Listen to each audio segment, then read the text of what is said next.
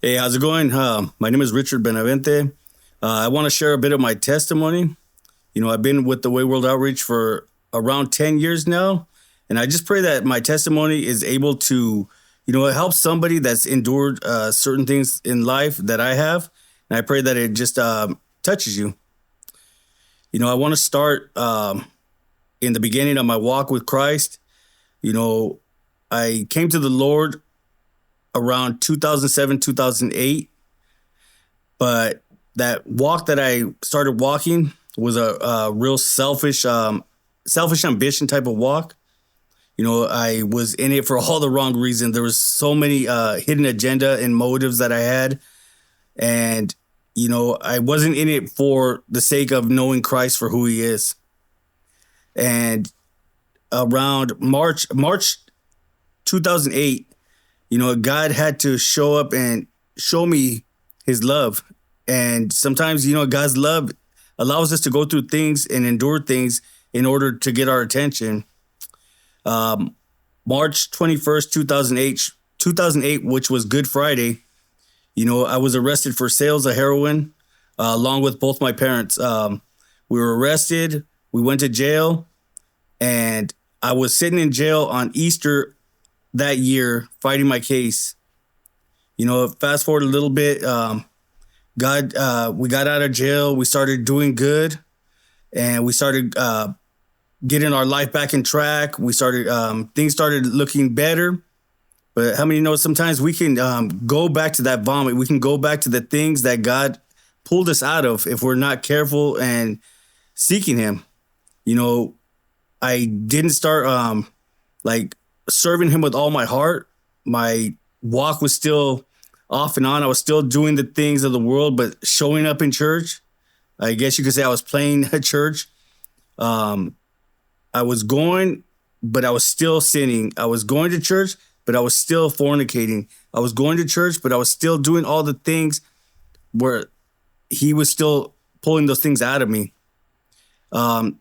Around 2011, I could say that my walk really got cold. I started drifting farther and farther away from God. I started drifting farther away from the things that, He was trying to show me, because I had an inability, I guess, to trust Him or to understand the plan. Because like I said, my walk was a real selfish walk. I didn't see what was in it for Richard. I didn't see what was in it for me. And I started drawing away because of my inability to trust. So around 2011, I remember a friend of mine came over and said, "Hey, let's get high." And I'm like, "I haven't been doing that." And he said, "Well, yeah, but it's not going to hurt you one time." But how many know that that one time of compromise will lead us back to a place where God took us out of if we're not careful? My life started to spiral down. Little did I know, I started compromising more and more and more. And that compromise, little by little, drew me farther away from the plans that God had for my life. From 2011, 2012, 13, my life I was still showing up in church. I was still setting up the equipment in my old church, doing all the things, setting up the chairs. But, my heart was drifting farther and farther away from God.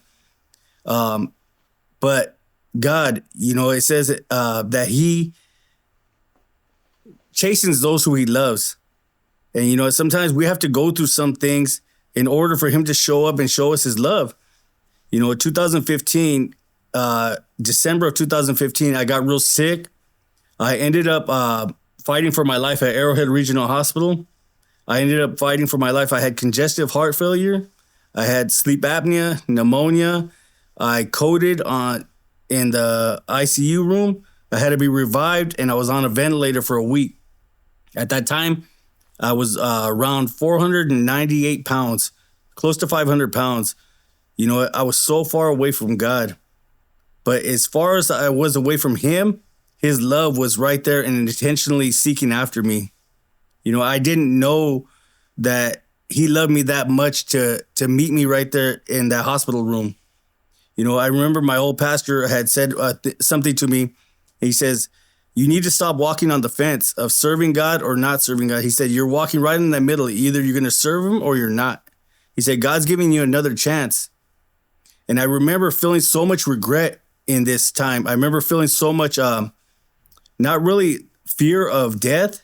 It was the fear of not using the time that God's gave me wisely, of not using my time to be used by him. There was so much regret I felt in these moments of why didn't I make better use of that time that he gave me? You know, I was in the hospital for about a week. I came home, and I remember right before I came home, the nurse and the doctor in the office said, I just need to tell you something. She says, you know, if you don't make better choices, and she was speaking of my health, but I know that the Lord was using her to speak directly to my spiritual walk. She says, if you don't make better choices and get healthy, she says, you won't live 2 more years.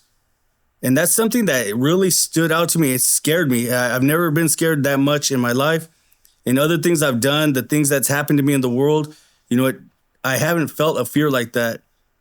But when I got out, you know, I came on Christmas Eve to the Way World Outreach. I came to a Christmas Eve service. I remember walking in with my oxygen on a rolling cart. I walked in, and I remember seeing everybody clapping their hands, and I was so like bitter, angry.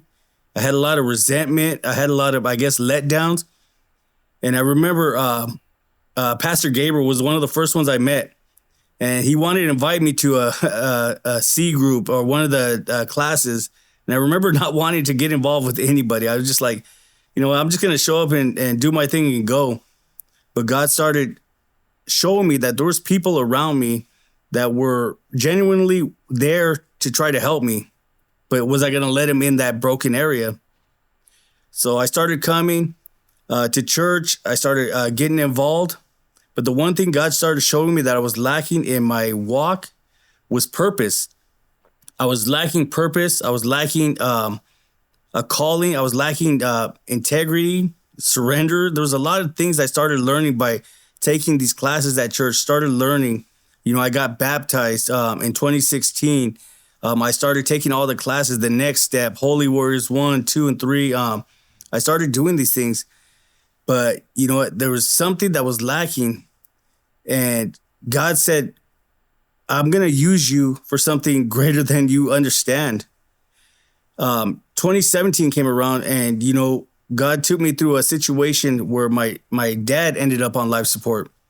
He ended up fighting for his life, and God told me, everything I've given you, now you stand in the gap for your dad. Use everything I've given you to pray for him.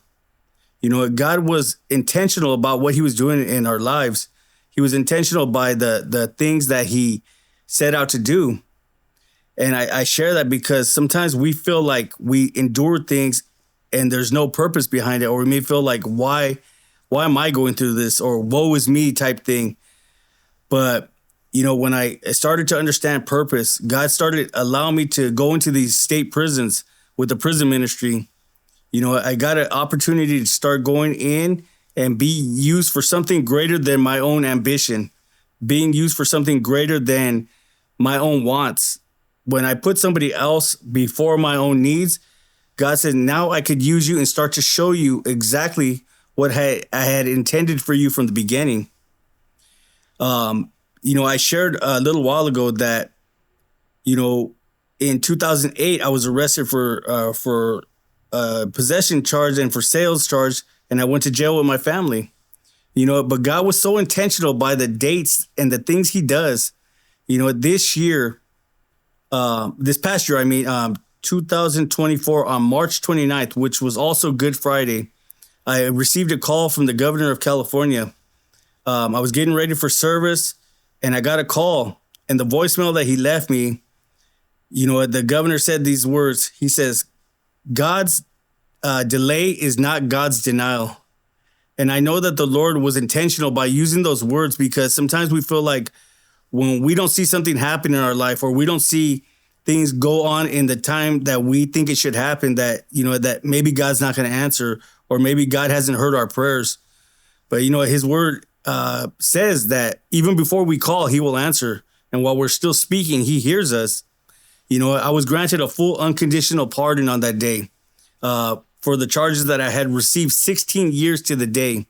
And that same weekend, I was able to go minister at the West Valley Detention Center in the unit I was in fighting my case 16 years prior. And I think back how intentional God was. Sometimes when we go through these trials and testing, it feels like, why am I going through this? Or what did I do wrong? Or what could I have done better? But God says, I knew the plans I had for you. I know the plans that I have for you and the things that he wanted to do through us. But sometimes our inability to see or to trust or to even just submit, it keeps us away longer and longer in seasons than we have to be. But God was intentional. Now I get to go into the prisons. God unlocked not only the pardon in my life, he granted me a state ID to go to all the prisons across California, where I have access to every single prison across California, and to go in to speak life into those who I once wanted to be. Growing up, I wanted so bad to be wanted that I wore a costume. I wore a costume of addiction. I wore a costume of putting on all these tattoos because I wanted to be wanted. And God says, I wanted you before you even knew me. And now he allows me to go into these places and speak life into the men and women of the California institutions and speak life into them and draw them close by my testimony. Had I not had that testimony, had God not allowed me to endure these seasons of hurt sometimes, I wouldn't be able to share with them what it was like to see him show up when we needed him. There was a preacher that came here once, and she said that when we go through the fire, when we go through testing, she used the analogy of the potter and the clay. She said when the potter, when the clay goes through the fire, it was never meant to kill the vessel, but it was only meant to burn off the impurities that were inside, so that way it's able to be useful. And I always remembered that, because sometimes we go through that fire and we want to get out right away. We don't want to stay in. We don't want to stay the course. But I pray that if any part of my testimony can be useful, I just want to share that if you're seeking God and you feel like that there's a lack, if you feel like that God can't use your current situation, in the book of Job 42:10, he said, when Job prayed for his friends, then God restored everything that he was lacking, everything he lost or he felt like he lost. When we're able to allow God to use us through the hurt, through the pain, through the things that we want to sometimes run from, and allow him to use that for his glory, then God's going to do the miracles that we want to see in our life. And is it going to be easy? No, but God will always do what he set out to do in our lives, and his purpose and plan will always come back and will never come back void. Amen. God bless. Great. I only have one question.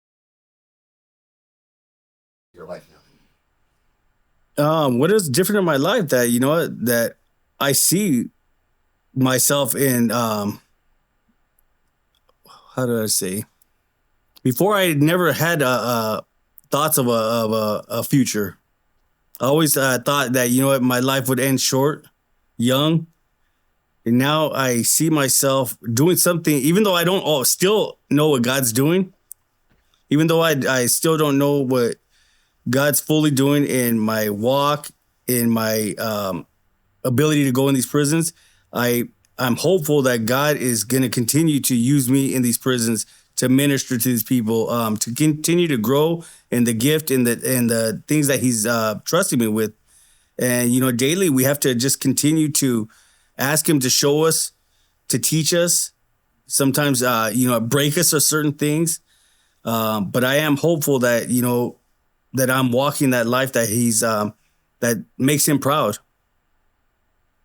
And, I continue to seek him. And when I fall short, when I mess up, I get up and I continue to say, even though I messed up yesterday, even though I failed yesterday, or I thought this way yesterday, I remember exactly what he did. And I have to continue to remind myself of the sacrifice that he made for us. In Isaiah 43, it says that, you know, the ransom was gave in exchange for our lives because we're precious to him. And, you know, that ransom was paid at a high price for us to live a life that's pleasing to him. And I just want my life to be, you know, pleasing to him, but useful and be able to be used for something greater than I've ever experienced or imagined in my life. I would say that's a take. Amen.